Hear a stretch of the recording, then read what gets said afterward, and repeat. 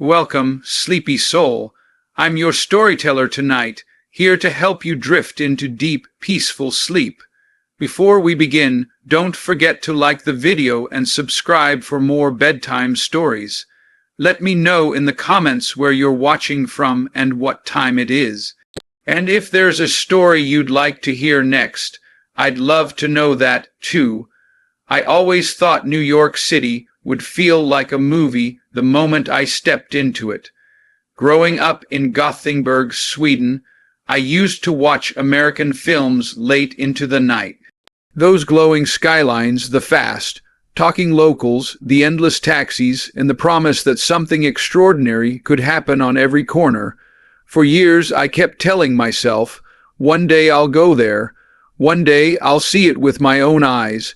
That day finally came in the spring of 2018. I had saved for almost 2 years, working double shifts at a small cafe and tutoring English for teenagers. My mom was worried about me traveling alone, but I was 24, restless, and eager to finally live my dream. The flight from Stockholm to New York was exhausting, 9 hours in a cramped seat. But when the plane dipped in the skyline came into view, my fatigue melted away. The Empire State Building, the clustered towers of Manhattan, the faint trace of the Statue of Liberty in the distance, it looked unreal. I pressed my face to the window like a child, first time in the States. The older woman sitting next to me asked, "Yes," I said, unable to hide my grin. "It's surreal." She smiled politely, then went back to her magazine. For me, though, it was impossible to calm down. LaGuardia was chaos. Voices in dozens of languages, luggage carts squeaking, people rushing in every direction. I clutched my backpack to my chest, keeping my passport tucked in a side pocket, just like my dad had told me on the phone before I left. "Always keep your documents on you. Don't let them out of sight, Clara." I had booked a cheap hostel in Queens. I couldn't afford the fancy hotels downtown, but the online reviews said it was safe enough, just noisy at night. That didn't bother me. I was too excited. Outside the terminal, a line of yellow cabs gleamed beneath the hazy evening sky, just like in the movies. I laughed to myself, dragging my suitcase toward the line. Taxi. A tall man in a cap waved me over. "Yes, please," I said, my voice bright. He loaded my bag into the trunk and opened the door for me. "Where to?" I climbed inside, heart racing. "Queens, I can give you the address." I pulled up the confirmation email on my phone. As we pulled out of the airport, the driver glanced at me in the rear-view mirror. "You visiting?" "Yes, from Sweden." "Sweden, huh? Never heard of it." I chuckled awkwardly, assuming he was joking, but his face stayed expressionless. No smile, no curiosity, just a blank stare that lingered a little too long before he looked back at the road. Something in my stomach tightened, but then the city appeared in full view. The skyline lit up against the fading light, the streets buzzing with people, and I forgot my unease for a moment. "Wow," I whispered, pressing my forehead to the glass. "It's even better than I imagined." The driver didn't respond. At the first traffic light, he tapped the steering wheel. Then, without warning, he made a sharp left turn, cutting across traffic. Was that the right way?" I asked, my voice uncertain. No answer. The cab accelerated, weaving through side streets. "Excuse me. My hostel's in Queens, right." "You're going the wrong way." Still no answer. Panic stirred in my chest. I reached for my phone, but before I could unlock it, he pulled into a narrow alley and slammed the car into park. "Hey, what are you doing?" He turned, holding a small spray bottle. A mist of something cold and chemical burst across my face. I gasped, choking. My eyes burned, my throat closed, and the world tilted violently. His blank face was the last thing I saw before everything went dark. When I woke up, The air felt damp and smelled of mold. My head throbbed. It took a moment to realize I couldn't move. My wrists and ankles were bound by cold metal chains to the corners of a filthy bed. No, no, no. My voice broke into sobs. The room looked like a basement apartment, the walls peeling a single flickering bulb above a boarded-up window. I screamed for help until my throat went raw, but the walls swallowed the sound. Footsteps echoed outside. A lock clicked. Please, please help me. The door opened. I held my breath, expecting the driver, but it wasn't him. It was a little girl, maybe 9 or 10, holding a tray of food. Her hair was tangled into dirty dreadlocks, her face smudged with grime. She stared at me with wide, glassy blue eyes as she set the tray on the nightstand. "Sweetheart," I begged, tears spilling down my face. "Please call the police. I'm not supposed to be here. That man, he kidnapped me." She tilted her head. "I can't." "Why not?" "Because Mommy and Daddy want to have fun with you." My blood turned to ice. What did you just say?" The girl blinked, then ran out of the room, shutting the door behind her like nothing was wrong. I broke down, sobbing so hard my chest hurt. God, no, no, no. Minutes later, the door burst open again. A woman walked in. Her clothes were filthy, layers of mismatched fabric. Her eyes glittered with something feral. She carried a hunk of bread, which she shoved into my mouth as I gagged. "Come on, little birdie," she crooned. "Don't give up so soon. We're just getting started." The driver stepped in behind her. She laughed and leaned into his chest as his arms wrapped around her waist. They looked at me like I was a painting, something to admire. "My dad will find you." I choked out. "The cameras. They'll have your car's number plate. You can't get away with this." They exchanged a knowing smile. The woman leaned close, her breath sour on my face. "Do you think we're that stupid? Cameron always changes the plates before we hunt. You're not the first girl." She punched me hard in the eye. Pain exploded through my skull. Blood filled my mouth. Their laughter rang in my ears as they left the room, locking the door. I curled up, shaking, my hope collapsing. Through the thin walls, I heard the woman's voice. "We'll be back soon, baby girl. Keep an eye on her." "Yes, Mommy." The child's voice replied sweetly, just like I did with Lucy. I froze. Lucy. My chest heaved. Dear God, how many others? Later, the girl slipped back in, quiet as a shadow. She studied me, her dirty fingers brushing the locket around my neck. "I love this," she whispered. "What is it?" "My mom gave it to me," I said, seizing the only chance I had. "When I was your age. Do you want it?" Her eyes widened. She nodded. "Okay," I said softly. "But I can't take it off with my hands tied. You'll have to untie me." She hesitated, then glanced toward the door. Mommy said, "Do you want it or not?" I pressed gently. She bit her lip, then reached up and unfastened the chains from my wrists. The moment I was free, I lunged. In a frenzy, I grabbed her small arms, looped the chains around them, and fastened her to the bed. She didn't scream, didn't struggle, just watched me with those glassy eyes. I freed my ankles, my heart pounding. At the door, I turned back. She was smiling. "You're the first one to get out," she whispered. I bolted into the hall. The stench of rot guided me to a stairwell. My bare feet pounded on the concrete, my breath ragged. At the top, a heavy door unlocked. I shoved it open and stumbled into the night. The streets were empty. The building a decrepit row house in a forgotten corner of Queens. I ran until I collapsed in front of a corner store, screaming for help. The police came. They found me bloodied, shaking in torn clothes. I led them back to the house, but the family was gone. What they did find made every officer pale. 5 bodies of young women hidden in the attic, tourists like me. Girls who had come to New York chasing dreams and ended up trapped in a nightmare. The news covered it for weeks, but the couple, Cameron and Elise, as I learned later, were never found, nor was the little girl. I still wake at night hearing her voice. You're the first one to get out. Sometimes I wonder if she let me, and if so, why. Maybe she wanted me to tell this story.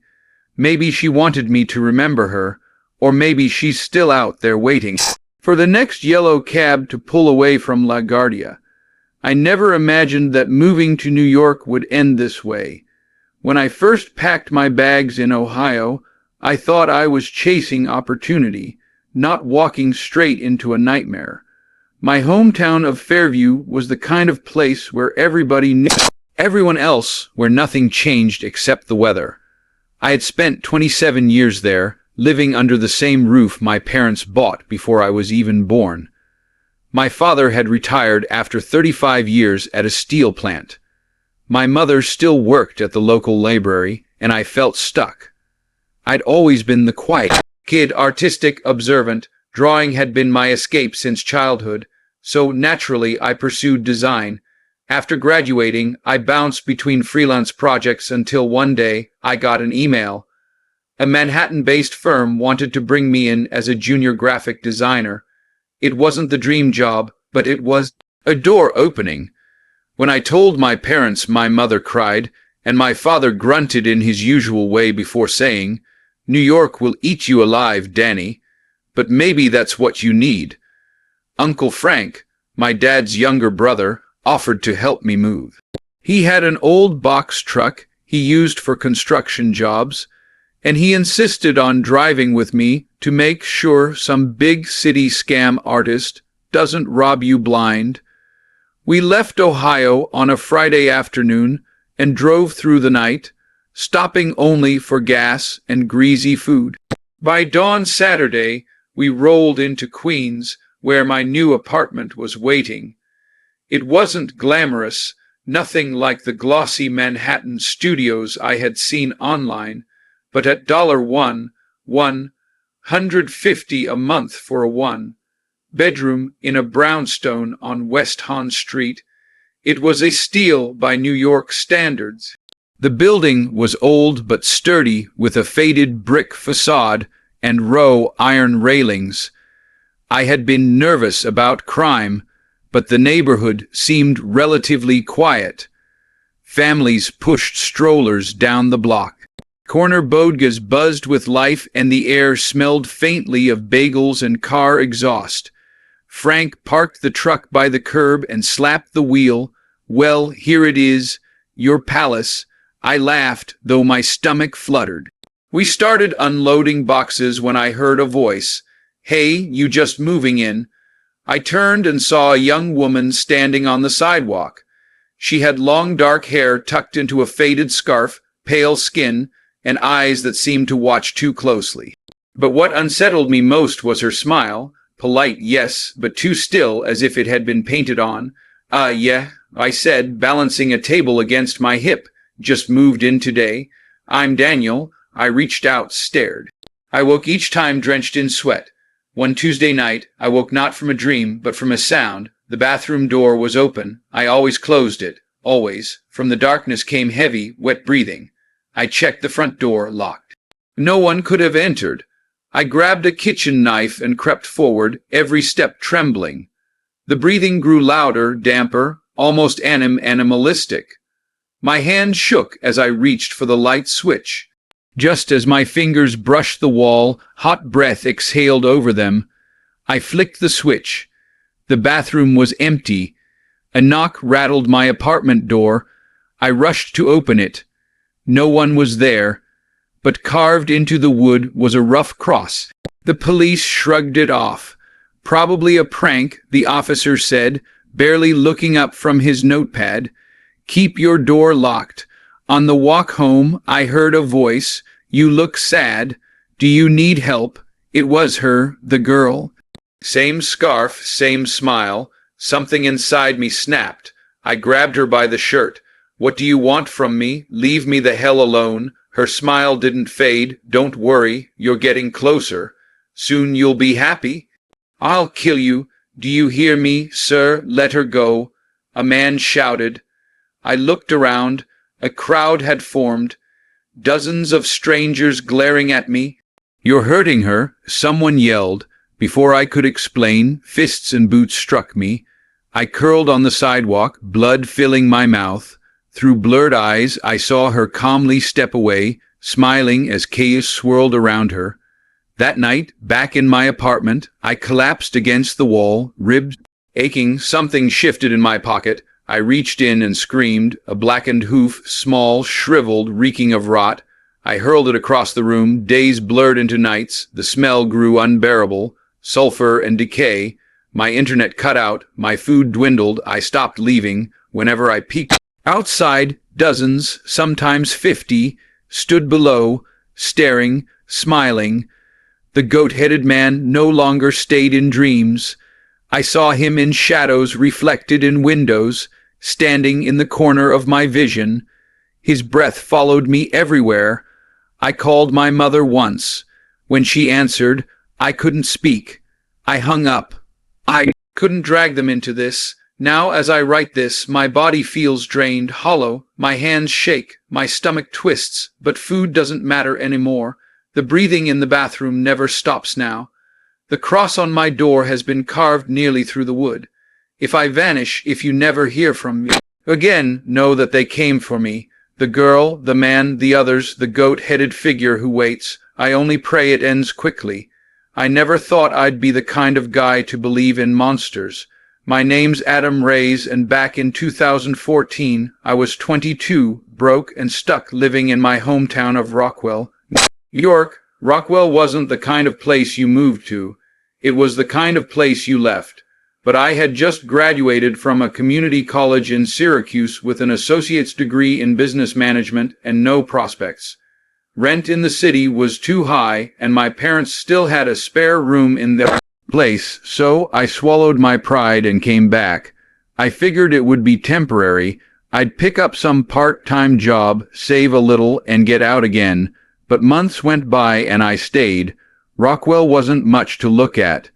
The downtown strip had maybe 3 functioning businesses, a diner that closed at 8:00 p.m., a gas station that sold more cigarettes than fuel, and a hardware store run by a guy who'd been threatening to retire for 15 years. The rest of the storefronts were boarded up. The only place that felt remotely alive was the county fairgrounds. Every summer, rides and vendors would roll in, and for a week the town buzzed with color and noise. But when the fair left, it went back to being empty fields, a baseball diamond, and a grandstand that smelled of mildew. When you're 22 and broke, your options for entertainment are limited. My entertainment became walking at night. It was humid September evening when it happened. I couldn't sleep, so I threw on a hoodie, grabbed my headphones, and set off on foot. As I passed the gas station, Marcus was leaning against his beat-up Honda Civic, lighting a cigarette. "Rise," he called. A skull, hollow sockets, antlers that branched wider than I thought possible. It opened its mouth, not a scream this time, but whispers, dozens of them layered like a crowd talking at once. I staggered backward, ears ringing. Then one voice cut through the noise. Adam. It knew my name. I ran, flashlight swinging wildly until I burst out on the street, lungs burning. After that, I couldn't keep it in. I started asking around quietly. At the diner, I overheard 2 old men talking. "You hear about the thing at the fairgrounds?" One said, the other nodded. "My grandson swears he saw it. Says it's been around since the 70s. Some kind of spirit. Spirit of what? Damn if I know. Maybe something older than the town. At the hardware store, Mrs. Callahan, who'd lived there her whole life, told me in a hushed voice. My father used to warn us kids not to go out there. After dark, said something walked the fields. Something that called your name if you stayed too long. After that, I couldn't sleep. I kept hearing scratching at my window at night. My phone would buzz with calls from unknown at 3, a.m., and when I answered it was just breathing. Marcus told me I was losing it. You need to get out of this town, man, before it gets worse, but leaving wasn't easy. I had no money, no job lined up anywhere else, and part of me needed to know what it was. It was late October when I went back for the last time. The air was sharp, carrying the smell of dead leaves. I didn't bring a flashlight this time. I wanted to see it with my own eyes. No tricks. The fairgrounds were silent. I stood on the edge of the baseball diamond, heart pounding. At first, nothing, just the empty mound. Then, slowly, it rose out of the ground itself, like it had always been part of the dirt.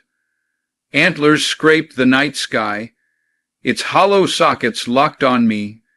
It stepped forward, actually stepped this time, legs moving stiffly. Adam, my blood ran cold. I ran, but no matter how fast I went, its voice followed. Not screaming, not whispering, calling, always calling. By the time I made it home, I was sobbing. I left Rockwell 2 days later, packed a duffel bag, got in my car, and drove until the sun came up. I never went back, but here's the thing.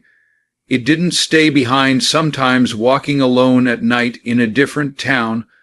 I feel it, the prickle on the back of my neck, the faint whisper of my name on the wind. I don't think it's bound to Rockwell. I think it's bound to me, and one night when I'm too tired to run, it'll step out of the shadows again. I was 11 years old when my family uprooted our quiet life in Oregon and moved to New York City. My father, Daniel Hayes, had landed a position with one of the top financial firms in Manhattan. The salary was life, changing enough that we left behind our small 2-bedroom house on the outskirts of Portland and stepped into a completely different world. My mom, Ayiko, and my grandmother, Hana, had always been more comfortable in the rhythm of small towns. They were originally from a village outside Kyoto, Japan. And though we'd lived in the States for years, New York intimidated them in ways I couldn't fully understand at the time. They worried about noise, strangers, crime. I, on the other hand, couldn't wait. At 11, the chaos of the city felt like freedom. We settled in a brownstone apartment in Midtown, close enough that Dad could walk to his office near 47th Street and 6th Avenue. He worked long hours, often coming home long after I went. The man opened the door for me with exaggerated politeness. I slid into the leather seat, my heart pounding with nervous excitement. He climbed in after me. "So, what's your name, champ?" he asked, patting my cheek in a way I hated. "Kai," I muttered. "Nice." "You can call me Richard," he said with a smile that didn't reach his eyes. At first, I thought nothing of it, but as the car turned left, away from the arcade street I'd glimpsed earlier, I frowned. I thought it was just over there." Richard chuckled, leaning closer. "Well, I may have stretched the truth a little." "What do you mean?" "Relax," he said softly. His cologne was strong, stinging my nose. "You're safe with me." Something inside me snapped awake.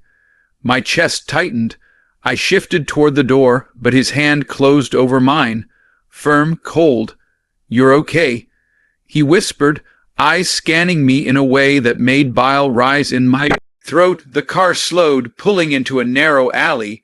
Graffiti stained the walls. Dumpsters overflowed with trash, and a homeless woman rummaged silently, not sparing us a glance. Panic clawed at me. Richard suddenly wrapped an arm around my waist, clamping his other hand over my mouth. My muffled screams filled the car. I kicked, squirmed, tears blurring my vision. "Stop fighting, it's okay," he hissed in my ear, but then the driver spoke sharply. "Sir, that's not the one," and Richard froze. "What?" The boss said, a red-haired teenager, Spanish kid. "This one's not him." My stomach dropped. I wasn't even who they were after, damn it. Richard snarled, his grip tightening. I can't just let him go now, sir, you'll be exposed. Shut up. The instant his hand slipped, instinct took over. I bit down hard on his palm, kicked the door, and bolted into the alley. Catch him, Richard screamed. Don't let him get away. I sprinted, lungs burning, heart hammering. The sound of footsteps and the rev of the car echoed behind me. Somehow, I burst out onto a crowded avenue, nearly colliding with pedestrians. Gasping, I stumbled to the sidewalk and collapsed, sobbing. A police officer on a motorbike spotted me. He pulled up, crouching down. Hey kid, what's wrong? Where's your parents? I choked out 3 words. Dad, office, Midtown. Within minutes, I was back at my father's building. Squad cars lined the street, officers swarming the entrance. My mom and dad rushed toward me, both in tears. Mom pulled me into her arms, rocking me. Dad's face was pale with fury and fear. But as I clung to them, I saw him, Richard. He was slipping out of the building across the street, walking quickly toward the same black car. My blood ran cold. That's him, I screamed, pointing. That's him, Richard. Cops spun around. Richard froze, eyes meeting mine. Then he bolted. A shot rang out. An officer fired a taser. Richard dropped, writhing on the pavement. Mr. Langford. Dad shouted in shock, stepping forward. His voice cracked with disbelief. I looked at him. You know him. Dad's fists clenched. He's my boss. For a moment, everything blurred. My father lunged at him, rage erupting, punching him square in the face. Cops had to drag Dad back. Richard, Mr. Langford was cuffed, bleeding, and hauled into a squad car. In the days that followed, everything unraveled. The news exploded with the story. A respected executive arrested on multiple charges of child predation and trafficking. Other boys came forward, 3 of them, each with horror etched into their faces. My mother refused to stay in New York after that.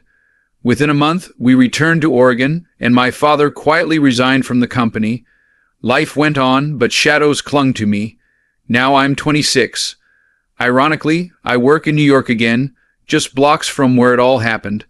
On lunch breaks, I sometimes stand by the vending machine in my own office building, watching strangers rush past, and whenever I see a child alone, witty-eyed and uncertain, I stop. I ask if they're okay because I remember too vividly what it was like to be that boy. Naive, trusting, almost taken, and I know how many Richards are still out there. I always thought I understood what loneliness was, but New York taught me a different definition. My name is Marcus Hale. I came to the city at 24, suitcase in one hand, cheap guitar case in the other, and the arrogant belief that I'd carve my name into something bigger than the small Pennsylvania town I was running from. That town was little more than diners, shuttered factories, and people waiting to die. My father had already drunk himself into an early grave.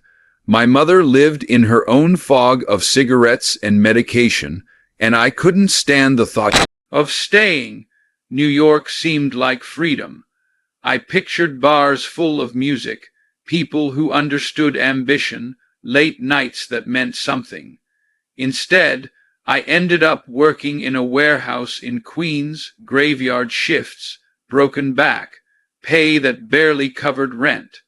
The guitar in the corner of my studio gathered dust while I came home every morning to sleep through the daylight, waking to neighbors fighting through thin walls, sirens bleeding through my windows, and the never-ending ache in my chest that maybe I had made the wrong choice. Still, I kept telling myself everyone struggled in New York. That was part of the deal, but lately, these past few weeks, I felt something heavier. The city doesn't just tire you out, it watches you, it waits, it devours. That October evening was thick with fog, the kind that wraps around streetlights and turns the world into a smear of yellow and gray. I left the warehouse around 2:00 a.m., shoulders sore, throat dry, and caught the FRA back into Manhattan.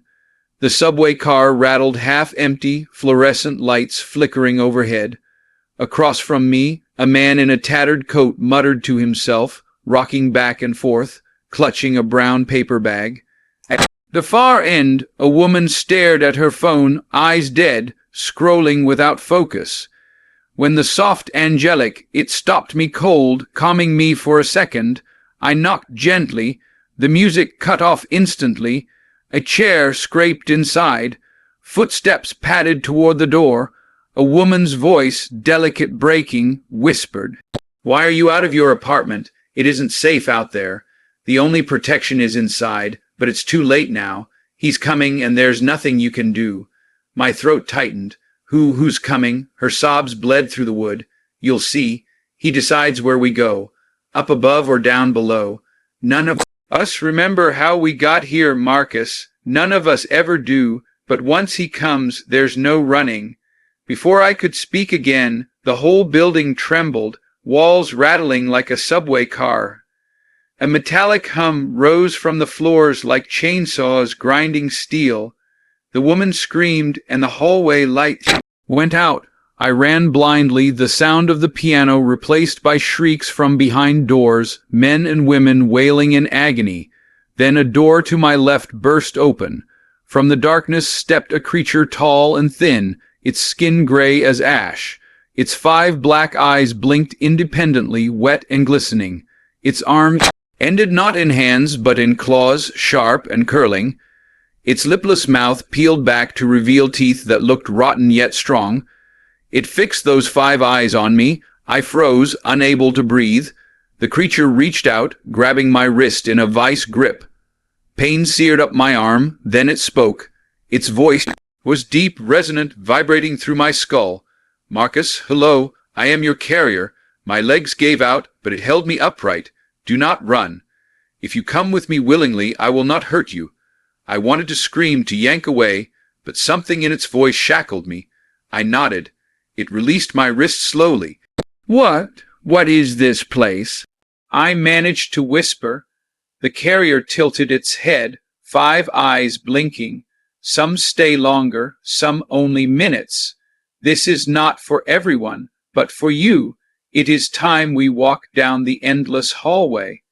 At one door, golden light spilled from beneath it.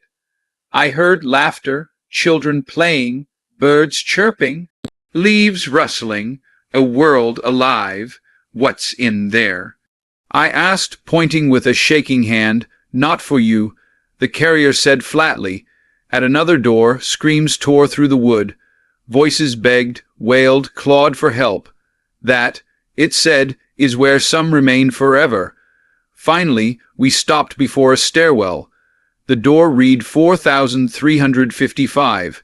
Beyond it, darkness yawned, endless. The carrier raised a claw toward it. "This is your stop." My chest tightened. "Why?" "Because you made a mistake." My mind raised. What mistake? What did I do? Think. Apartment 23. The bottle, the pills, the mirror with no reflection. I tried to piece it together, breath sharp. Images flashed: the whiskey, the pills, the rat foaming at the mouth, the shower with no one inside, the woman screaming outside about violence, begging to be free. The carrier's voice sliced through me. "Now remember." My hands shook as I pulled my phone from my pocket. A message glowed on the screen, written by me, but forgotten. To Sarah, "I'm sorry for everything. I hope my absence doesn't burden you. I couldn't take this existence anymore. Please take care of Mom. Goodbye." "No," I whispered. The last audio file on my phone played my own voice, recounting every thought I'd had since I woke up tonight. Every word. "You see," the carrier said, "you're already gone. What walks with me now is only the shadow of what you were." Tears blurred my vision. "Please, I didn't mean it." The carrier's claws pointed to the stairwell. All must go where they belong. The screams from below grew louder, echoing up the stairs. My legs shook. Behind me, the hallway stretched on forever. Doors sealed tight, piano silent, city absent. There was nowhere else. I stepped forward down into the dark. I never thought my love for hockey and late nights in the city would lead me to one of the scariest experiences of my life. My name is Daniel Rhea. I'm 29 years old, and I live in New York, New Jersey. I work as a middle school history teacher, which doesn't exactly make me the most adventurous guy, but I've always had this one outlet that makes me feel alive: hockey. Growing up, my dad used to take me to New Jersey Devils games whenever he could afford the tickets. We'd sit in the nosebleeds with hot dogs and sodas, and I remember those nights being the closest thing to magic. After he passed away from a sudden heart attack when I was 19, I started going to games on my own. It made me feel close to him somehow, like if I cheered hard enough, he'd still be there beside me. Now I usually go to Credential Center in Newark, but sometimes when I'm craving the real electric energy of hockey, I take the train into Manhattan to watch the Rangers at Madison Square Garden. It's louder, rowdier, and more expensive, but worth every damn penny when the place erupts after a goal. That's exactly where this story begins. It was a Friday evening in late January, the kind of bitter cold where the wind knives across your face as soon as you step outside. I had just finished a long week of grading papers and babysitting 8th graders who think TikTok dances are the height of culture. My best friend Kyle was supposed to come with me, but he bailed last minute because his girlfriend wanted to go furniture shopping for their new apartment. "Dude, you're really ditching me for an IKEA date," I texted him. He replied almost instantly, "Bro, trust me, if I don't go, I'll be sleeping on the couch tonight." "You'll survive, Amish. She without me." I rolled my eyes but didn't argue. I'd survived worse things alone, so I went by myself. Inside the garden, the atmosphere was everything I wanted. Drunk fans and blue jerseys screaming at the refs, overpriced beers spilling onto sticky floors, strangers hiving me every time the Rangers scored. For a while I was happy. I wasn't thinking about lesson plans or loneliness, just hockey, beer, and adrenaline. When the Rangers sealed a 3-2 victory over the Flyers, the crowd roared, and I shouted along until my throat burned. I felt like a kid again, and for that short window of time, life was simple. Leaving the arena, though, reality crept back in. The streets were buzzing with fans spilling out in every direction. Some groups were laughing. Some were already arguing about where to get late-night food. And some predictably were starting fights with Flyers fans. I pulled my coat tighter, shoved my hands in my pockets, and headed toward a bar a couple blocks away. I told myself one drink wouldn't hurt before catching the train back to Jersey. One turned into 2, then 3. Then some random guy in a Rangers hat bought me a shot for the win. By the time I left, my head was warm. My legs were a little loose, and the idea of navigating Penn Station felt like walking through a maze blindfolded. I decided to take my time. That's where I made my mistake. Instead of heading straight to Penn, I wandered west, figuring I'd grab the bus home from the Port Authority. It wasn't too far, and it felt easier than dealing with trainers. The further I walked, the thinner the crowd became. Eventually, I reached the terminal, and the contrast was unsettling. The place was almost empty, the kind of empty that makes your skin itch. Fluorescent lights buzzed overhead, casting pale, sickly light across the tiled floor. I remember muttering to myself, "Damn, this place feels like a horror movie set." My footsteps echoed as I pulled out my phone to check the next bus schedule. That's when it happened. A sudden shove from behind. My knees slammed the floor. Pain shot up my legs, but before I could turn around, boots connected with my ribs. "Stay down," a voice hissed. 3 shadows circled me like wolves. Kicks landed on my side, my back, my shoulder. I curled into a ball, gasping for air, tasting blood at the corner of my mouth. "Wallet," another voice demanded. I tried to speak, but a kick to the stomach knocked the breath out of me. I felt hands digging into my coat, yanking at my pockets. My wallet was ripped away, then my car keys. Through the chaos, I caught fragments of their voices. Low, hurried, speaking Spanish. A parrot vomos, check his phone, but when a hand grabbed at my pocket, I instinctively tightened my grip around my phone. I don't know how, but in that frenzy, I managed to press the side button 5 times fast. Emergency SOS. The phone vibrated in my hand, and I croaked out, "Help! Attacked! Port Authority!" Before it was smacked away from me, the men must have thought I was finished because suddenly they were gone. Their footsteps faded, replaced only by the ringing in my ears and the pounding of my heartbeat. I stayed curled up, trembling, afraid they might come back. That's when I saw it. A knife, lying just a few feet from me. I don't know if it slipped from one of their pockets or if they'd meant to use it. Either way, the sight of that blade made me shiver harder than the cold floor beneath me. Within minutes, though, it felt like hours. 2 NYPD officers came rushing in, guns drawn. "Okay," one shouted. I tried to nod, but just groaned. My ribs screamed with every breath. "EMS is on the way. Stay with us, buddy." One of them crouched beside me, checking my pulse, shining a flashlight into my eyes. "What's your name?" "Daniel," I managed to whisper. "They took my wallet." "Keese, you're lucky they didn't take your life," he muttered. The EMT arrived, strapped me to a stretcher, and wheeled me out. As they loaded me into the ambulance, I caught a glimpse of that knife still lying on the floor. The thought that it could have been inside me instead of beside me made me nauseous. The next hours blurred into a carousel of bright lights, X-rays, and questions. A cracked rib, bruises across my chest and arms. A concussion, a detective named Sergeant. O'Malley visited me while I was hooked up to Enroman 4. Said 3 men, he asked, jotting notes. "Yeah, early 30s, maybe, hoodies, one had a scar on his cheek. They spoke Spanish quick like they were arguing. Did they have weapons?" I hesitated, then nodded toward the memory. "A knife, dropped it, didn't use it, thank God." He scribbled again, his face grim. "We'll pull the security footage from Port Authority. You'll need to come down to the precinct when you're stable to give a full statement." I sighed. "Will you catch them?" His eyes softened. "We'll try. But off the record, these guys know what they're doing. They move fast. They disappear fast. Just be grateful you're walking away."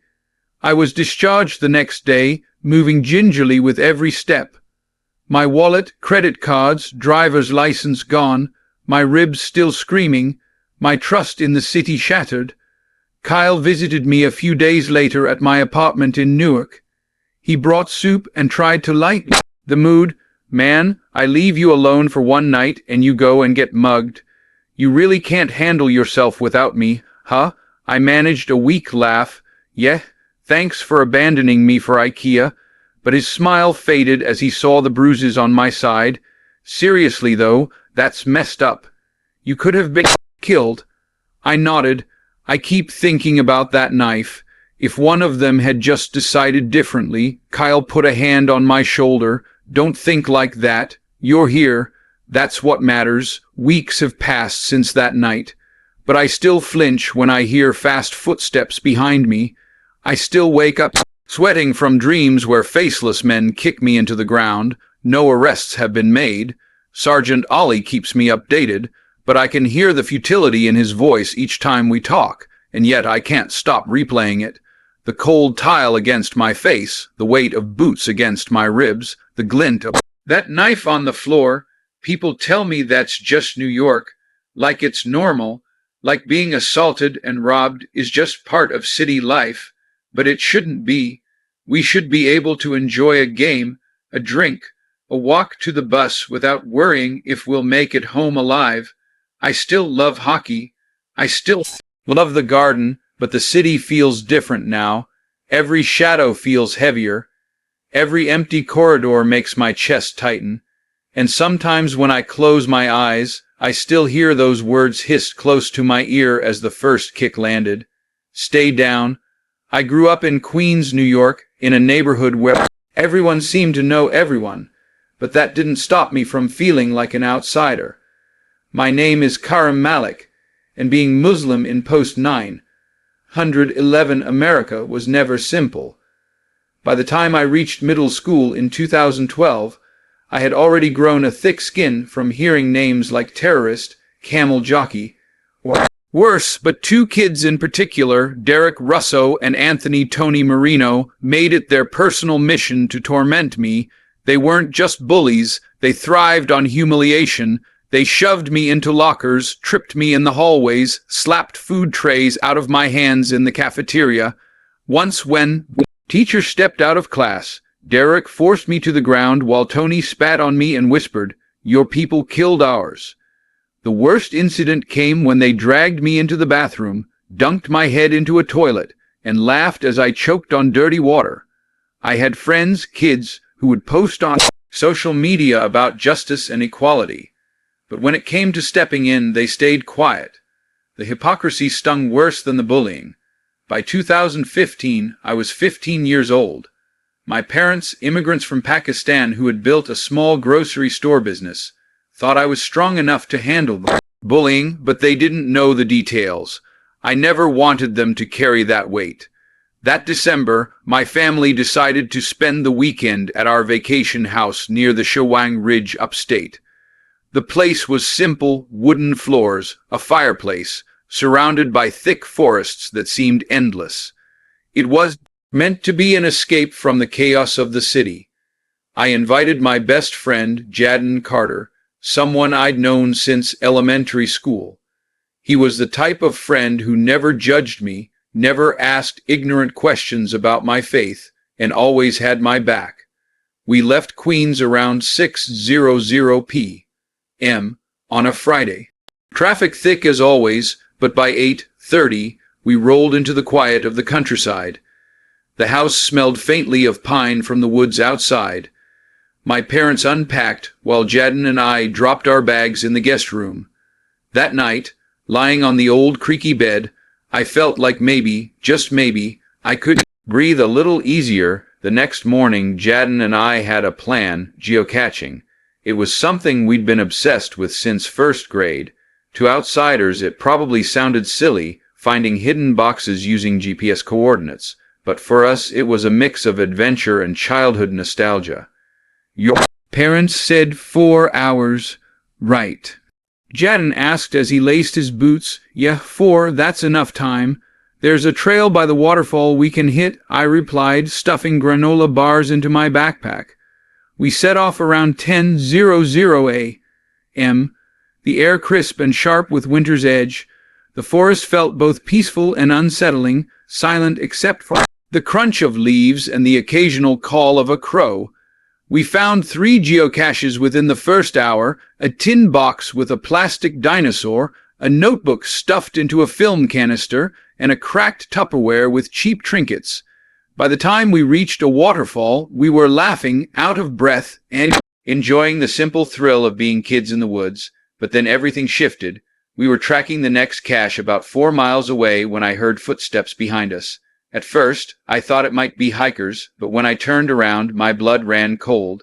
Derek Russo and Tony Marino, the same kids who had made my life hell in Queens, standing here in the middle of the woods, smirking like wolves who had cornered their prey.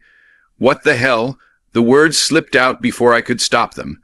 How did you even find us? Derek tilted his head, his grin wide. You thought you could run away from us? Cute. Yeah, Tony added, pulling something from his jacket. My stomach dropped when I realized it was a hunting knife.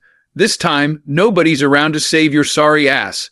Jadon stepped forward, his voice cracking. Yo, what the hell are you doing out here? This is insane. You followed us. Shut the up. Tony snapped, eyes wild. You don't know. Before I could react, Derek lunged at me. He was bigger, stronger. He shoved me so hard I landed on the damp ground, the wind knocked out of me.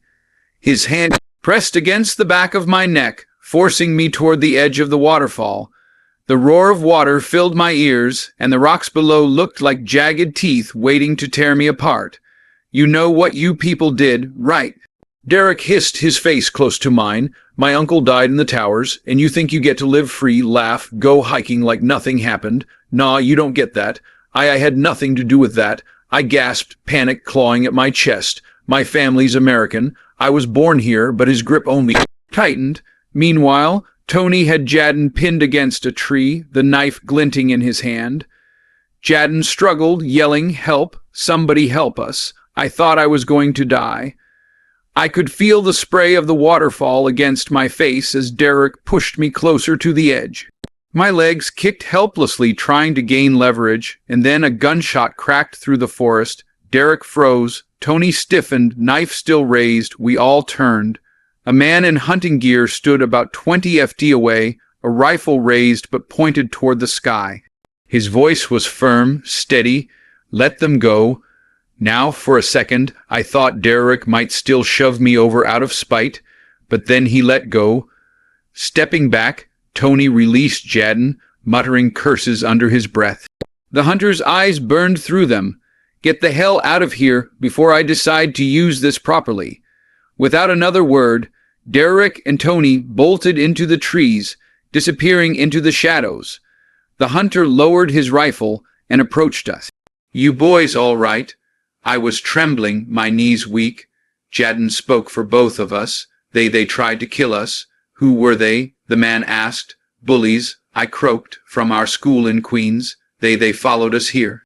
I don't even know how the man frowned, shaking his head. "That's not normal. The kind of people who'd go that far. Those are dangerous kids.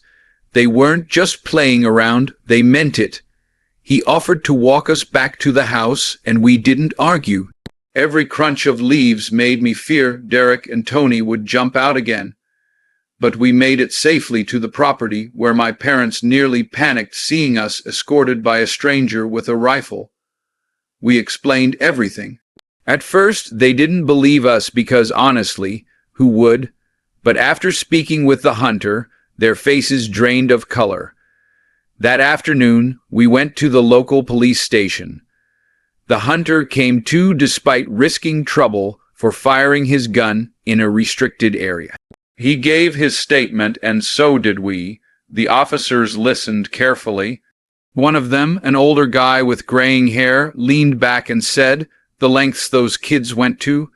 If what you're saying is true, they weren't just bullies. That was an attempted assault with a deadly weapon, possibly attempted murder." Hearing him say that made my stomach twist. The police said they'd contact our school immediately. The hunter was let off with a warning. We spent the rest of the weekend quietly, but my mind replayed the scene again and again. The grip on my neck, the rush of the waterfall, the look in Derek's eyes. That Monday, before first period, I was called into the principal's office. My parents were already there. So were two police officers. The principal cleared his throat. "Kareem, Derek Russo, and Anthony Marino have been expelled effective immediately. There will also be legal consequences, though given their age, it will likely involve juvenile detention." I felt a wave of relief, but it didn't erase the terror I'd felt in that forest. High school after that was calmer. Sure, I still got the occasional slur whispered at me in the hallway, but nobody ever laid a hand on me again. Years later, in 2019, I was walking through Times Square when I saw Derek. He was older, scruffier, walking in the opposite direction. He didn't even notice me. For a moment, I considered stopping him, demanding answers. "How did you find us in those woods? Why did you hate me so much?" But I didn't. I just kept walking. Even now, nearly a decade later, I sometimes dream of that day at the waterfall. The roar of the water, the weight on my neck, the knife glinting in the cold air. It reminds me that no matter how far you run, hate has a way of following. And that day, it almost killed me.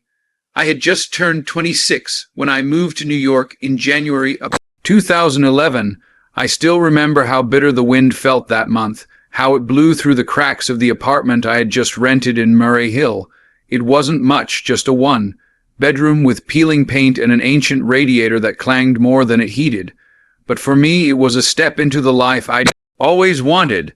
A chance to prove I wasn't some small-town nobody from Rochester anymore. My name is Daniel Mercer, And this story isn't about success, though it started that way. It's about how easy it is to be seduced by power, how quickly you can give away the one thing you never thought could be taken yourself. I landed a job at Hartman and Rowe Estates, one of those sleek high-end real estate firms that specialized in ultra-luxury properties. We're not talking brownstones or penthouses. I'm talking private islands, centuries-old estates in Europe, places that looked more like movie sets than homes. On my very first day, whispers ran through the office about a record-breaking deal, a medieval castle in Switzerland sold to some 20-some tech billionaire. I wasn't part of it, of course. I was the new guy, barely trusted to organize paperwork, but the atmosphere was electric. Like we were all riding the coattails of the rich and untouchable.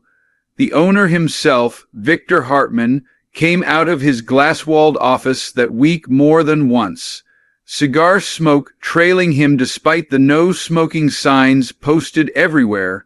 He was enormous, not just in size, though his gut strained every custom Italian suit he wore, but in presence. His laugh could silence the room. His glare could peel you apart. On Friday afternoon, as the office buzzed with talk of a celebratory dinner, I assumed I'd be invisible, just another junior associate they wouldn't even bother acknowledging.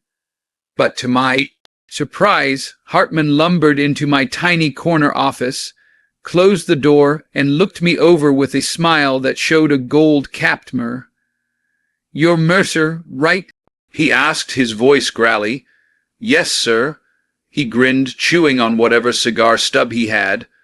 "Good week. It's been great. Thank you. I'm still just trying to keep up." He chuckled. "Keep up, huh? You'll do fine. Tell me something. Ever had salami stuck between your teeth? The kind no floss can reach." I blinked, caught off guard. Yeah. A couple times he dug at his teeth with his pinky and then leaned closer. Annoying as hell, isn't it? But the right tools fix anything. Then he tugged at the cufflink on his shirt and held it out to me. I hesitated but took it. The gold piece was heavy square, engraved with the letter V, and beneath it a finely carved scythe.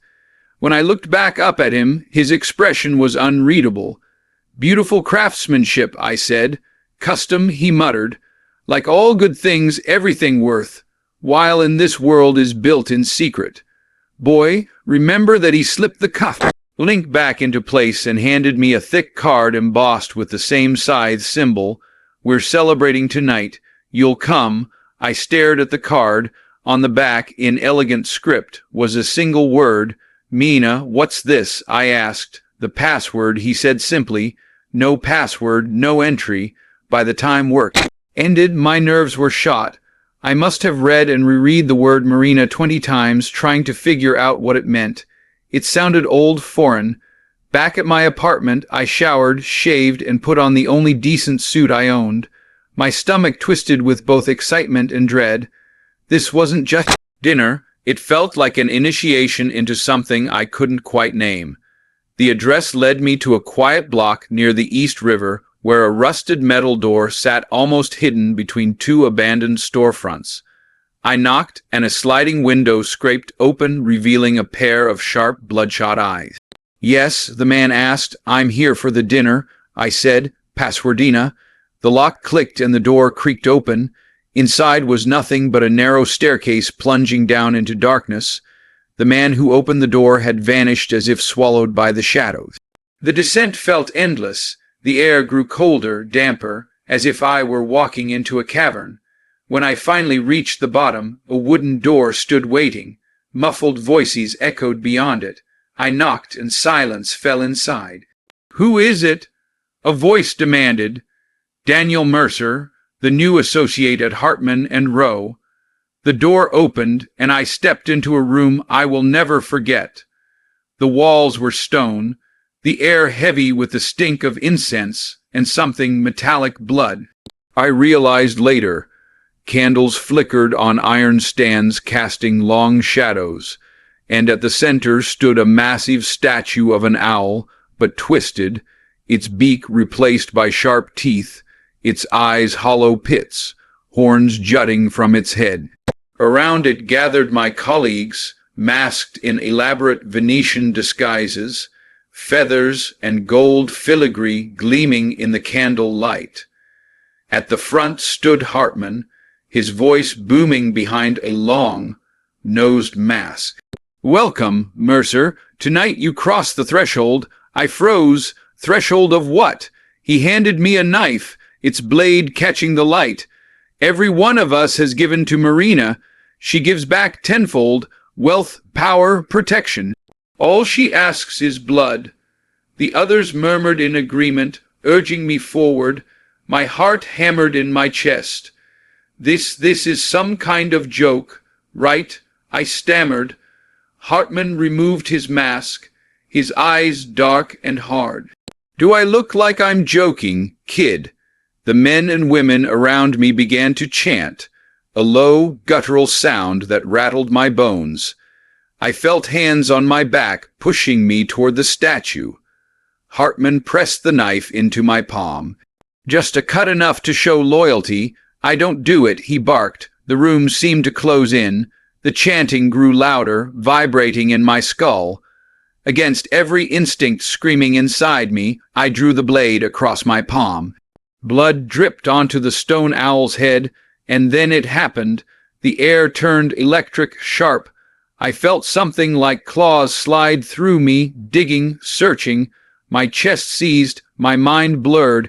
It was as if something inside me had been ripped loose, torn away. I gasped, stumbling backward.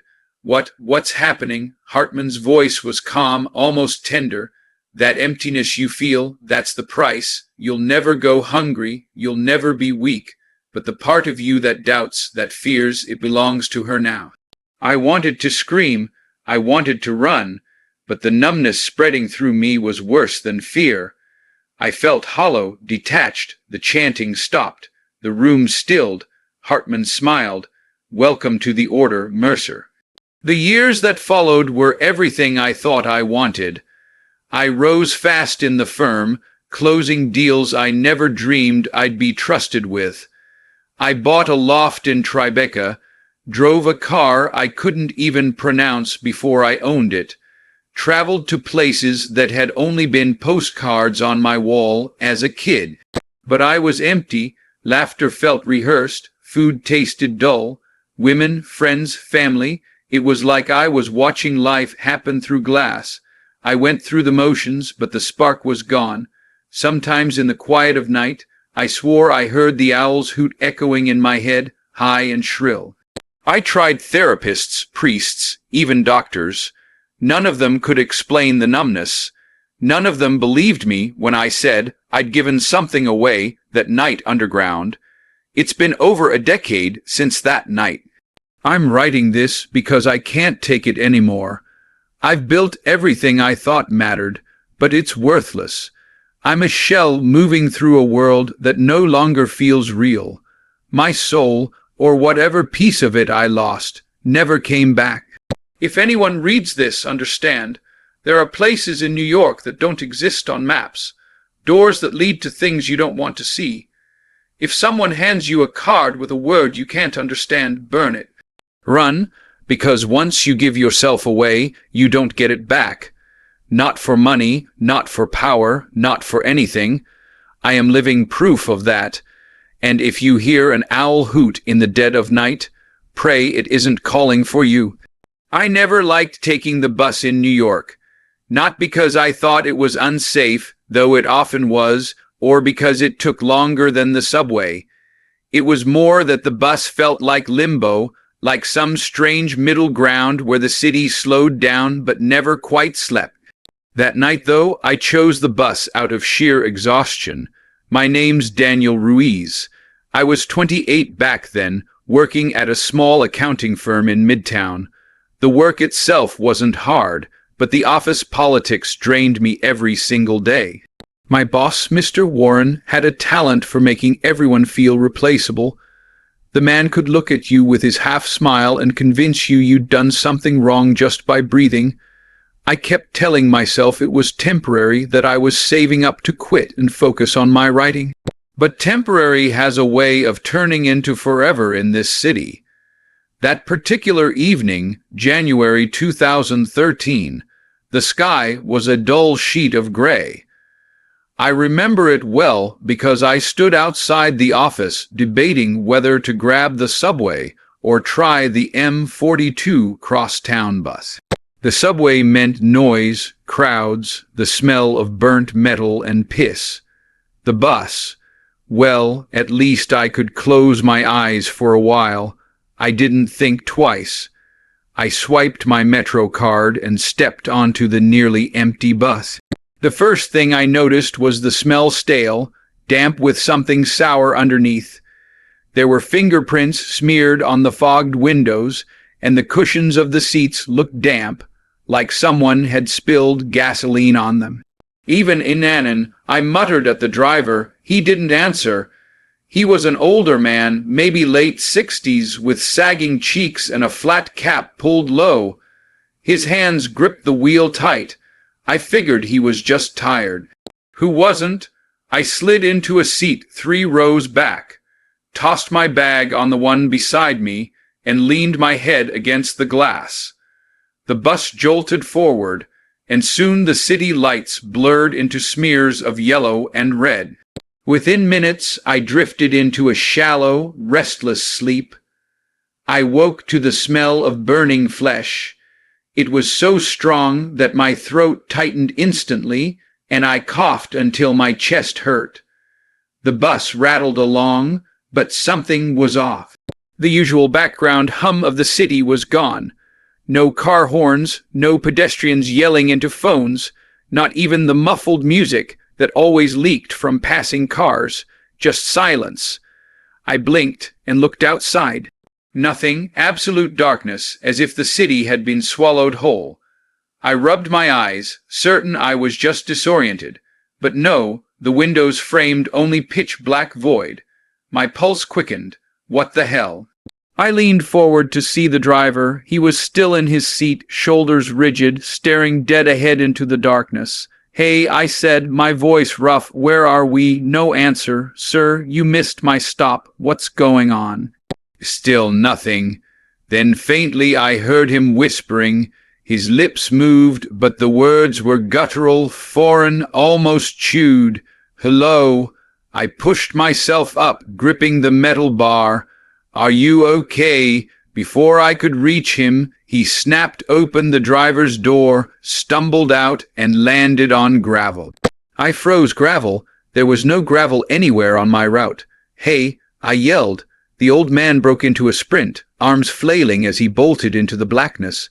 My heart slammed against my ribs. "Stop! What the are you doing?" He turned suddenly. That's when I saw his eyes, red, glowing like embers. His skin peeled away in strips, hanging loose, and worms squirmed in the gaps of his gums.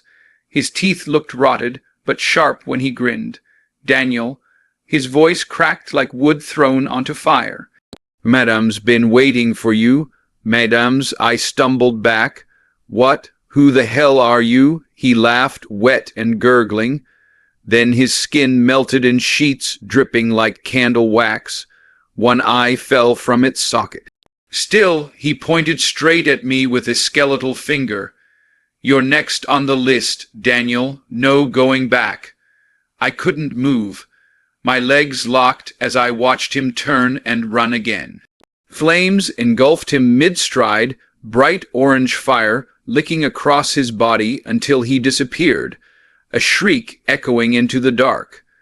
The bus lights flickered, clicking on and off. The sound burrowed into my skull. I staggered outside. My sneakers crunched on gravel. Though there was no road, no city, nothing, just endless black. I shouted, my voice raw, "Help!" Somebody. Only silence answered, heavy and suffocating. Then faintly I heard it. Voices, at first a whisper, then a chorus. Men, women, children, all screaming the same thing. My name, Daniel. I pressed my palms against my ears, but the voices grew louder, drilling into my skull. Finally, I couldn't take it. I followed the sound. After what felt like miles, a house appeared. An old Victorian structure, rotting and windowless, sitting alone in the void. The smell of decay radiated from it, sharp enough to stick my nose. "Come inside." A woman's voice called. Softly, I don't know why I obeyed. Maybe I had no choice. My feet carried me through the doorless frame. Instantly, the house transformed. A chandelier glowed overhead, illuminating crimson rugs and narrow hallways that seemed to bend inward, claustrophobic, oppressive. From the shadows stepped a woman, frail, hunched with deep rivers of wrinkles etched into her face, her eyes locked onto mine, and a smile curled across her lips. "Daniel," she whispered at last. I swallowed hard. "Who are you?" She clapped her hands once, a brittle sound. "Welcome home." "This isn't my home." I snapped, backing up. Her nails, long brown, sickly, dragged against her ragged dress. "Oh, but at Island, this is where you belong. The one before you failed, and so he burned. Now you take his place." My chest tightened. "What place?" She leaned close. Her breath stank of rot. "Bring me 3 young hearts fresh, or you will burn too." "What the are you talking about?" I shouted. Her hands shot out, claws scraping my arm. Pain seared through me, and suddenly visions, a bleeding moon overhead, giant feasting on screaming bodies, beasts with faces split down the middle, shrieking. Their agony filled my head until I thought my skull would crack. "This is where you'll go if you fail," she hissed. "Now go, boy. Time runs short." She shoved me. I landed hard on the floor of my apartment. I shot up, drenched in sweat, heart hammering. My tiny studio looked normal. The radiator hissed. Traffic rumbled faintly outside. "Jesus Christ," I muttered, pressing my palms to my eyes. It was a dream, just a nightmare. I staggered to the kitchen, made coffee with trembling hands, then dragged myself into the shower. The water helped. My breathing slowed until I looked down at my arm. A bruise, faint but real, exactly where she'd scratched me. I froze, and then I heard it. A whisper curling through the steam. "Time is running out, Daniel. 3 hearts or the flames." I spun, but no one was there. Only my reflection in the fogged mirror, witty-eyed, shaking, a man already marked. It started almost a year ago. The moment we moved into the apartment, I remember it vividly. My name is Samantha Reed, and my husband, Daniel Reed, and I had just relocated to New York City from a quiet suburb in Ohio. Got a lucrative offer from a financial firm headquartered in Manhattan. And suddenly, we were living smack in the middle of it all. A 2-bedroom apartment perched on the 26th floor of a glass tower in Hell's Kitchen. The place was modern, clean, and honestly, a little too perfect. The floor-to-ceiling windows offered a sweeping view of the city's chaotic glow, which I found mesmerizing at first. Every night, it felt surreal, like living inside a movie set. Daniel's personality was magnetic.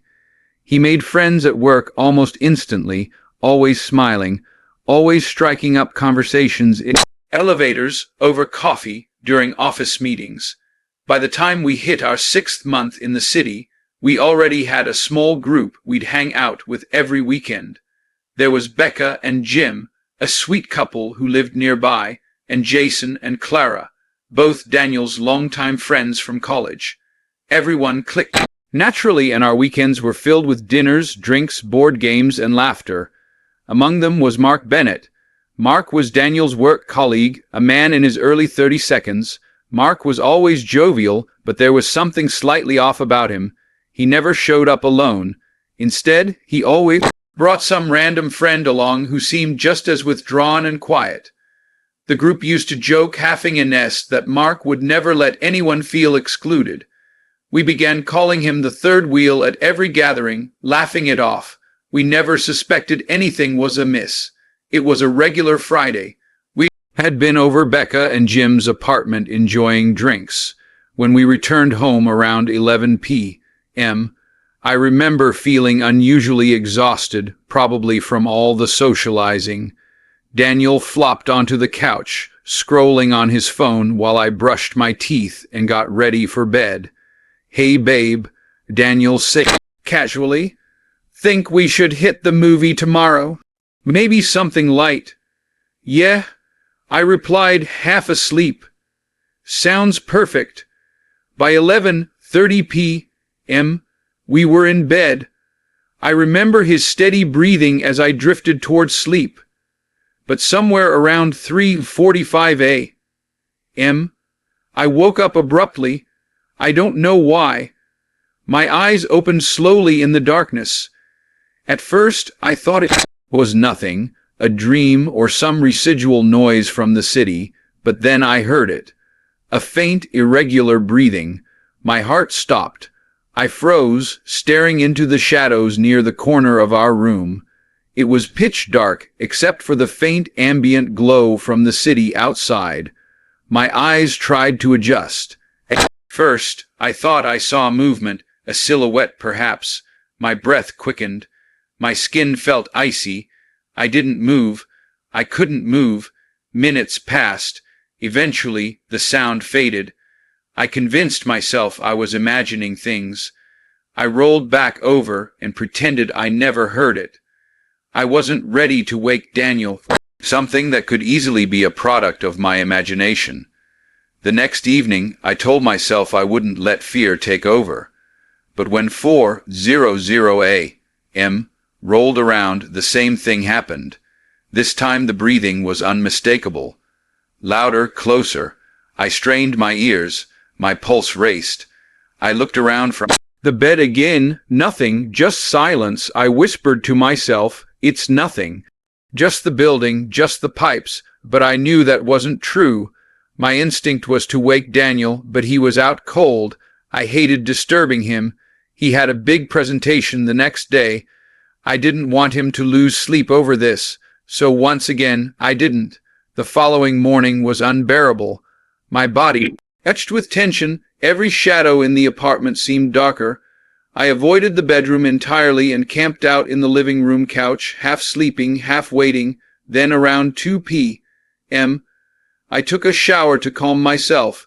When I turned off the water and reached for my towel, I distinctly heard footsteps.